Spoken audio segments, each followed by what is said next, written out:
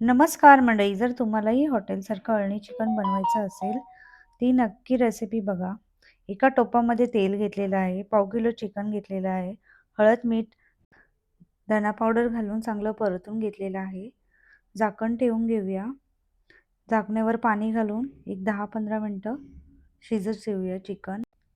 एक मोठा ग्लास गरम पाणी घालून घेऊया. परत झाकण ठेवूया. दुसऱ्या साईडला मसाला तयार करून घेऊया. 7-8 लसणाच्या पाकळ्या, अर्धा इंच अद्रक, थोडीशी कोथिंबीर, 4-5 मिरच्या ह्याचं कुटून पेस्ट करून घेऊया. चिकन शिजलं का बघूया. चिकन शिजलं असले छोटे छोटे तुकडे करून घेऊया.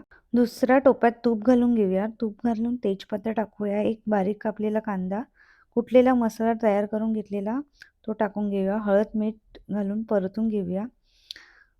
तांदूळ धुवून घेतलेले आहेत. मी इथे कोलम तांदूळ वापरलेला आहे. तुमच्याकडे इंद्रायणी असला तर तो वापरू शकता. तांदूळ घालून घेतलं, मग चिकन घालून चिकनचं पाणी होतं ते घालून घेतलं. थोड्या वेळ शिजून दिलं भात. तयार झाला आपला अळणी चिकन भात. नक्की ट्राय करा.